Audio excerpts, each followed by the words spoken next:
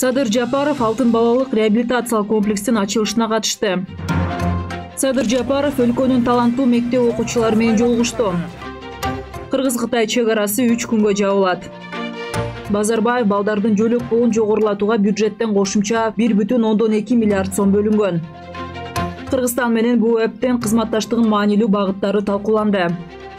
Араб Эмиратынын экономика министри иш сапары менен Бишкекке келди.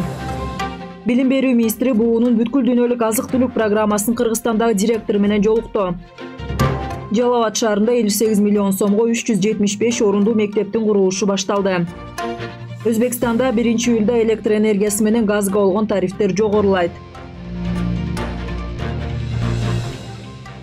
Кыргызстандын президенти Садыр Жапаров Ысык-Көл областына болгон иш сапарынын алкагында Чолпон Ата шаарындагы Алтын балалык медико-реабилитациялык комплекстин оңдоодон кийинки ачылышына катышты. Долбоорго ылайык комплекс 500 орунга ылайыкташтырылган жана 8 блоктон турат. Комплекстин жалпы аянты 16,5 миң чарчы метрди түзөт. Бул комплекстин жайгашкан жери Ысык-Көлдүн түндүк жээгиндеги климаттык шарттарды эске алуу менен тандалган.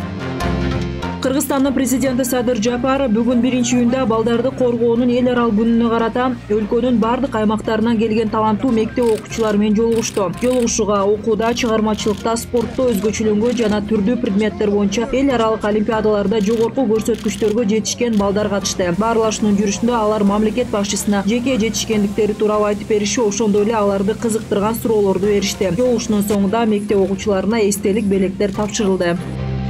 Кытайда Дуань-У майрамын белгилөө карата Тойругар жана Эркечтам көзөмөл өткөрүү бекеттери 3-июндан 6-июнга чейин жабык болот. Чек ара кызматынан билдиришкендей, чек ара Кытай тараптын демилгеси менен жабылып, 6-июндан баштап ачылат. Белгилей кетсек, Кыргыз-Кытай чек арасындагы бекеттер атайын алгоритмге ылайык иштейт. Анда Кытайдан Кыргызстанга бир гана жүктөрдүн өтүүсүнө уруксат берилет.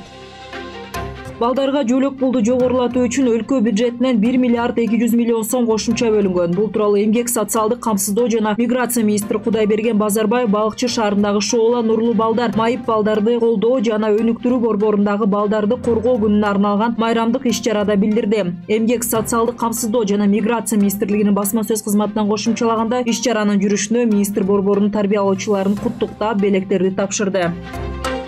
Тышкы иштер министринин орун басары Динара Кемелова буунун өнүгүү программасын Кыргызстандагы туруктуу өкүлү Луис Чемберлен менен жолугушуу өткөрдү. Маалыматка ылайык, жолугушуунун жүрүшүндө туруктуу өкүл Чемберлен Кыргызстан менен бул эптин ортосундагы өлкөнүн социалдык экономикалык өнүгүүсү, туруктуу өнүгүүнүн максаттарына жетүү жана климаттын өзгөрүүсүнө каршы аракет жасоо, ошондой эле бул эптин Кыргызстанга карата 2023-2027 жылдардагы өлкөлүк программалык документтин кабыл алууга байланышкан эң актуалдуу багыттар боюнча сөз козгоду. Тараптар адам өнүгүүсү, Кыргызстандын калкына сууга, энергияга, медициналык кызматтарга, билим алууга мүмкүнчүлүк алууга жана башка ушул сыяктуу өзгөчө көңүл буруу зарыл экендиги боюнча бир пикирге келишти. Бишкекке Бириккен Араб Эмираттарынын экономика министри Абдулла бин Таук Аль-Мари башында турган БАЭнин Соода өнөр палатасы федерациясынын жана жеке ишкерлеринин делегациясы келди. Маалыматка ылайык, Манас эл аралык аэропортунда аны Кыргызстандын экономика жана коммерция министри Дания Рамангелдиев, Кыргызстандын БАЭдеги элчиси Абдилатиф Жумабаев жана Араб Эмиратынын Кыргызстандагы элчиси Мухаммед Саид Аль-Арики тосуп алды. Бүгүн 1-июнда номер 1 Ал Арча мамлекеттик резиденциясында Кыргызстандын экономика министри Амангелдиевдин Араб Эмираттык кесиптеши башында турган делегация менен 1+1 форматында жолугушуу өтөт. Билим берүү жана илим министри Алмазбек Бешиналиев буунун бүткүл дүйнөлүк азык-түлүк программасынын Кыргызстандагы директору Кодзира Накай менен жолугушту. Маалыматка ылайык, Кодзира Накай мектеп тамак ашын оптималдаштыруу программасынын алкагында башталгыч класстын окуучулары үчүн түрдүү пайдалуу тамактар даярдала башталгандыгын билдирди. Министр мектеп жана мектепке чейинки уюмдар ашканаларын жакшыртууга муктаж экендигин белгиледи.